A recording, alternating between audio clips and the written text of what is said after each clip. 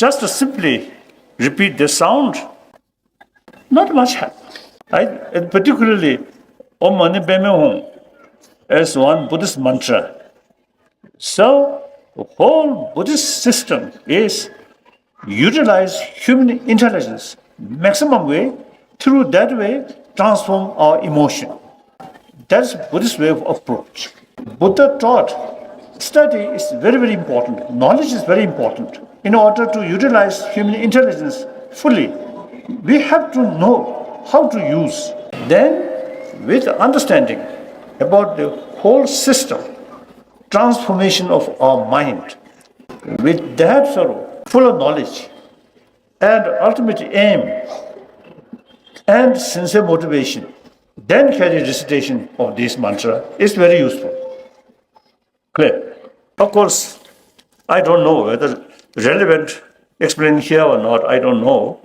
But you see the six syllables, Om Mani Padme Hum.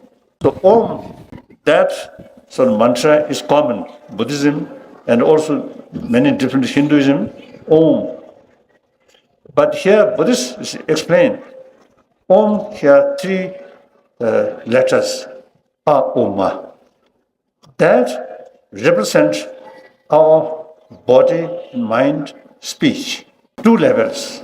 Body, speech, mind, impure level, that creates, that's the basis of suffering. The body, mind, mainly body and mind, transform into pure, pleasant, ever-pleasant body and mind. The body, mind, and then automatically speech also. So that represent Om. Om represent impure level, impure part, and pure part.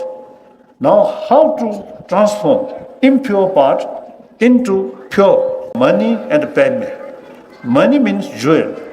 Here, jewel meaning altruism, infinite altruism. Then Padma. Padma means wisdom.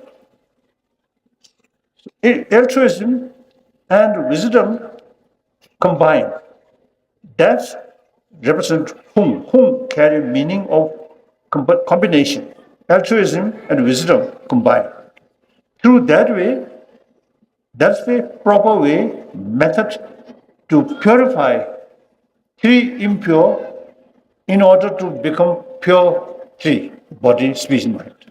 Clear? Like that?